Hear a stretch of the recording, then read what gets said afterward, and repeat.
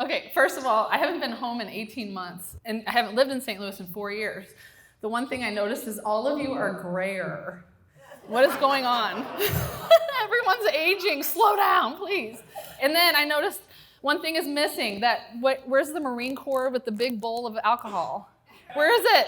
So I'm going to make a drinking game out of this. Every time I say then you have to drink. Okay, we can do it like that. Okay. So this is a full circle moment for me because I have been on the road living in a van for 4 years, traveling across the country. And I'll talk about that obviously during my talk, but I don't ever get to speak in my hometown, so it's really cool for me. All right, so this is the good, the bad, and the badass. Here's my content warning or trigger warning. I will say some things maybe you've never heard before. I might cause discomfort. I'm going to talk about sexual assault, combat trauma, suicide, addiction, mental health, medication, all of the topics within mental health. Some of my thoughts are radical. I am not anti-medication. I am pro-informed consent. I am pro-choice, what goes in your body. So I will share some of my story about things that I tried, things that I did, things that hurt me, all of the above. I just invite you, if you feel uncomfortable, talk to me afterwards. All right, so let me start with, why did I join the military? Everybody's always asks that question. I grew up in Ferguson. I didn't have college money. My grandparents were both served. So it was always in the back of my mind, like, that's something that you could do if you want to. I lived over in Lindbergh in West Florissant. Does anybody remember that Armed Forces recruiting right next to Shop and Save? So every time I went grocery shopping, I thought, maybe I should go in there one of these days and sign. And so one day I did that, and I was like, I want to leave right now. They were like, no, slow down. You got to take the test. You got to pass MEPS.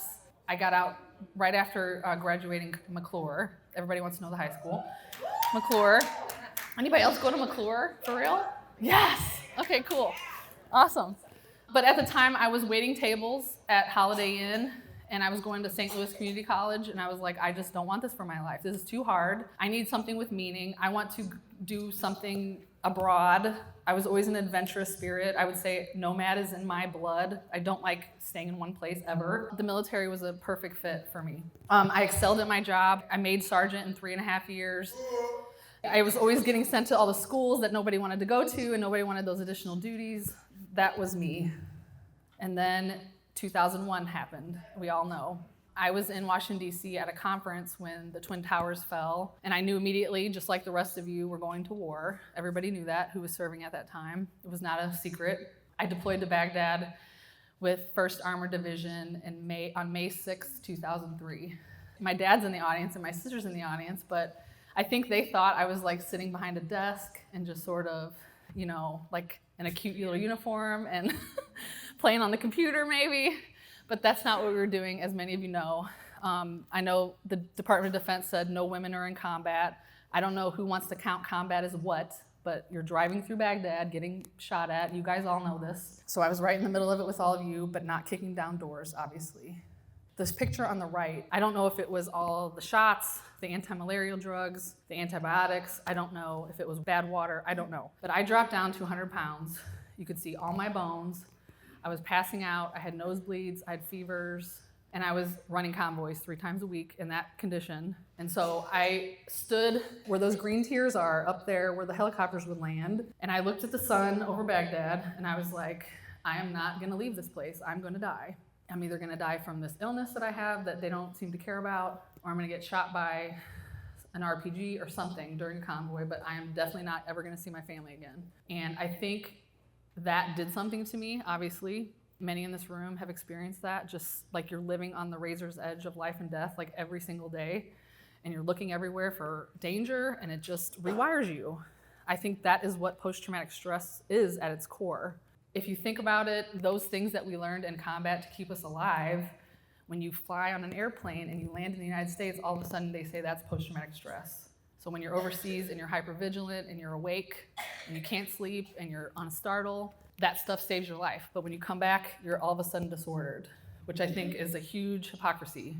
So after living in that condition on the far right for 6 months, I was finally medically evacuated back to WashU, only because I had a change in command, and the new commander was like, you are gonna die. I'm like, yeah, I'm not gonna make it out of here. Everything that I would eat would just come right out. I could not absorb anything. It was very scary. And then, wouldn't you know it, the day I come back to launch stool, my convoy gets hit, the one that I was supposed to be on. So I got to see my soldiers come back wounded, and that day changed my life forever. When my soldier came back and he was in the recovery room, he had staples from his neck all the way to his gut down here. He's telling me what happened. And it was at that moment, I was like, I can't take any more trauma. I'm done. Like, no more, stop. And I literally told him to be quiet, and I got up and respectfully left the room. And I saw the sign on the wall that said psychiatry, because I thought that's what you do. When you're struggling and you're overwhelmed and you can't take one more second, you go get help. That's what we're all told, right? Go get help. So that's what I did. And the second I did that, that's a trip to medical retirement. So I lost my career, everything that I believed in, 7 years of service. I was on track to be a drill sergeant next. I was in line for BNOC, that's East 6 school, everything gone in one day, just because I could not handle the amount of stress that I was under and the amount of trauma that I was dealing with that day. They also began medicating me with tons of meds. Here, take this, take that, to the point where when I was out, I was on 18 medications at the same time. And if you think that's crazy, that's actually common. So let's talk about PTSD really quick. So I mentioned it earlier. And this took me many years to learn about and to come to. I even got training as a therapist to learn about trauma, more in depth. And really what I've come to is your body evolutionarily is adaptive to learn, there's a tiger in the bushes, okay. But when you see the tiger over and over and over and over again, it rewires you in such a way that when you come back, you can't unlearn there's a tiger there. I can't unlearn that I was in a war. I was also sexually assaulted when I was in South Korea. So I already had that trauma to going into war with. You don't unlearn those things. And I think it's unfair of us to ask warriors, act like you were not in war, or unlearn it, or just be peaceful warriors now. Forget all that happened to you. We can't, nor should we. Also, I just want to bring attention to the way our system treats veterans when we come home, okay? And I'm gonna give you some critical thinking really quick. If all of us are the most highly trained, capable, competent warfighters in the entire world, and all of a sudden in one day you're mentally ill, why is that? Just think about that for a second. How do you go from warfighter to mentally ill in one day? That doesn't make sense. Secondly, remember that we get paid. I'm 100% permanent and total. So I'm being paid in a way to keep going to the doctor. And I did that for 13 years. I was paid. But to me, it was I have to go to the doctor. I have to tell him what's wrong with me. I have to take my meds. That's the message, right? You're at risk of losing that if you don't participate in that. I think that does us a disservice. How can I process what happened to me if I'm so medicated, I'm drooling on myself in my basement? And then we're throwing all these nonprofit organizations, we're throwing all this money at this problem. Get warriors the help they need. Call the 1-800 number. It's a whole industry surrounded keeping us ill. That's what I believe. I know that's radical, but I know it kept me ill. Does anybody agree with me at all? Okay. I was they're too quiet. Do they believe me? Do I sound crazy? Keep going. Okay. And that's also not to say that I've lost more friends from suicide than I've lost in combat, okay? And you have to ask yourself, why is that? So during my healing process, I tried everything, you guys. I went to all the therapies. I have done EMDR, CPT twice, CBT, anger management, EFT, prolonged exposure, biofeedback, neurofeedback, chiropractic. I did all the things, okay? I did therapy for 10 years at the St. Louis Vet Center downtown. I've done everything. I was so compliant. I took all my meds as prescribed. I did everything they told me to do. And I kept getting worse, okay? My life shrunk to the point I'm in my house. I was living in Ferguson again, paying $400 a month, didn't even have a lease, basically homeless, could have been kicked out at any time, had no friends, no boyfriends, didn't date, didn't go out. Just my life is going to the doctor, going to Walgreens to pick up prescriptions or getting them in the mail, telling people what's wrong with me, filling out questionnaires, yep, I'm depressed, yep, I have nightmares, yep. It's calling attention to me every single day in my face, how disordered I am, okay? And then me spinning my wheels, trying all these things, why am I not getting better? Does that mean there's really something wrong with me because this shit doesn't work for me? I'm fucking doing everything. Sorry, I get mad, but that was 13 years of my life, okay? 13 fucking years. Okay, and then an atom bomb went off in my life. That atom bomb was about 10 years in the making. I had this little voice inside of me saying, Angie, something's wrong. And then a couple years would go by. I think I'm on too many meds. But then the doctors would talk me out of it. Something's wrong, but I can't quite put my finger on it. And I'm looking in all these places. Finally, I met a psychiatrist, and he said, who put you on all these meds? You need to get off this stuff. I'll take you off 10 overnight. So I was in Jefferson Barracks for about 45 days, taking off 10 meds. I hallucinated. I saw people walking down the hallway with no head. It was horrifying. And then the next 10 years, I slowly weaned myself off of everything, mostly under medical supervision, mostly incorrectly, mostly the wrong way. And then I would get extremely suicidal and put in the hospital again. And then here's another antipsychotic, and then put in the hospital again. And then here's another suicide attempt, back in the hospital again. Meanwhile, I have no friends or family really checking on me. So it's like I'm just spinning in the dark all by myself.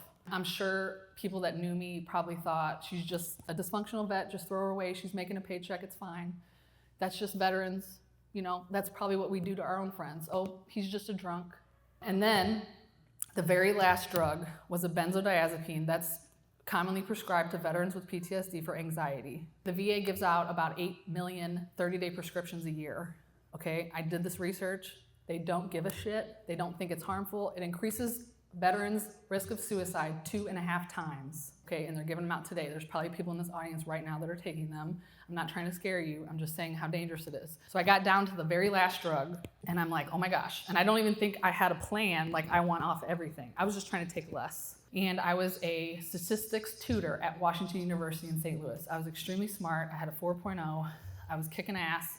And I'm like, why am I suicidal? I'm about to graduate college. What in the hell is going on with me? I had more anxiety than I've ever had in my entire life. I kept going to the doctor. Something is wrong with me. I don't know what's wrong. He diagnosed me with agitated depression. Here's some lithium. I said, no, I'm not doing this shit anymore. I'm fucking done with you. I'm done. Then I went to a new therapist. Oh, you have generalized anxiety disorder. I said, what does that do for me? Nothing. I don't want your diagnosis. I don't want your meds. I want off of this shit. Like, I was done, okay? Little did I know, the reason I had such bad anxiety was because the doctor was tapering me off way too quickly. And the anxiety was coming from the taper, not me. Next thing I know, I'm cold turkeyed in the hospital in Columbia, Missouri. And I left 5 days later thinking I'm off, I'm free. I was cautiously optimistic. And on day 6, withdrawal started. And the gates of hell opened and swallowed me whole. For the next 2.5 years, yes, years, I could not stand up to shower. I could barely speak. I couldn't look at Facebook. I couldn't check emails. It was literally like my entire brain and nervous system melted down, and the whole world was overstimulating, and I suddenly developed like an autism-like syndrome overnight. So the next 2.5 years were absolute living hell, maybe 3 years. And at that point in time, a film crew found me. I said, I don't want to be in no film about this. I don't even think I'm going to make it. I'm probably going to kill myself. Like, I'm not doing this. And they're like, Angie, you have to tell this story. You're a veteran. You have a proven track record. You have all your records. You have an honorable discharge. You have all the good conduct medals. Like, you went from normal to not fucking normal overnight. And we have, like, you can show it. And you need to tell this story. Like, this has happened to your generation. They're being medicated, and nobody sees that something is wrong with that. And she wore me down, the filmmaker, and I said, okay, fine. I guess I'll do it. And I said, well, in a way, maybe this will save my life because I don't want to be in a film. And then like at the end of the film, they say, oh, Angie was a great person, but that she died by suicide. I was like, I can't do that. So I guess I got to stay alive. So the film followed me for 3 years. They come every 6 months, and they would take little shots of what was happening during my recovery process. And they kept me going because they would say, like, we just interviewed these experts, and they're saying the same thing that you figured out, that post-traumatic stress is not really a disorder, that these medications should not be given long-term, and you shouldn't be given 18 at the same time, and you can work through this in other ways. And yes, these meds have screwed up your physiology, but you're gonna heal, just hang in there, just hang in there. So they kept me going for a long time when I wanted to give up. It's one of the reasons I ended up living in an RV, because they kept flying me to film festivals, and I was like, I don't wanna do that, can I just drive? So I bought an RV, and I took off in the RV. During that time, I'm like literally in that first row was the VFW National Conference in 2019, and I brought this issue to Congress and talked about polypharmacy among US veterans post 9/11, meaning tons of drugs are being thrown at us, and our generation is not getting better. We're actually showing worse outcomes than other generations, and I was trying to prove it and trying to talk to them. The second picture is in the White House room, and the piece of legislation I actually brought was written by Trump's veteran advisor. He was like, I wrote that legislation for McCain. And I was like, why isn't it passed? It was to go back and look at the last 5 years of veteran suicide and see what drugs had they tried, what therapies had they tried, why was it not working, and to do like a forensic examination. They didn't understand what I was saying, because right now it's throw money at mental health, call the 1-800 number, get veterans help, and it's not helping us. So here's my van life. So I gave up the legislative change. I tried, you guys, I really did. So I decided, let me heal on the road. Let's just see what happens. And I can tell you, the minute I left St. Louis, I made it to Tulsa, I pulled over to Quick Trip, and I cried for about 2 hours. And I was like, I just made the worst mistake of my entire life. I'm homeless, I sold all my stuff. What happens if this fails? I just took out a huge loan on a van. I'm freaking crazy. I don't know what I was thinking. Like, I must be bipolar or something. Like, like I just like gaslighted myself. But I called a friend and I said, are they gonna I started getting paranoid. I was like, are the police gonna come get me? Because I'm like at a gas station, I'm sitting here in this van for 4 hours, and they're like, no, you're at a gas station, you're fine. I was like, okay. So in the last 4 years, I have been to 29 states, 25 national parks, 115,000 miles, and road magic is the word that I developed, because it felt like while I've been on the road, there's been all these magical things that happen. On my first week on the road, some guy asked me, like, where are you from? And it turned out he went to my high school, he went to McClure, but 20 years before me, and his wife baked me cookies, and I was like, what is this? Like, I don't know these people. And then a week later, another couple, they said, are you traveling tomorrow? And I was like, yeah, I'm gonna go from Dallas to Austin. And they made me a lunch and tied it to my door, and I was like, what in the hell is going on? Like, these people are nice to me. Like, I thought the world was scary, you know? I didn't understand. So literally, it has not stopped. For the last 4 years, I've had people invite me to dinner. I've had people let me park in their driveway. I've made friends all over the world. I have friends in every state. It literally felt like I was being led, like this is the right thing you're supposed to be doing. Like, the world is a safe place. I swear everything that you thought about the world was wrong. So these are some of the lessons I've learned from the road. You have all the strength that you need inside. The world is a safe place and people are nice. Real healing is done outside of the therapist office.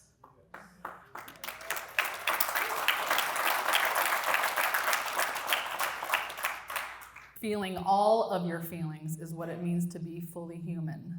And you can create a really good life. Happy Veterans Day.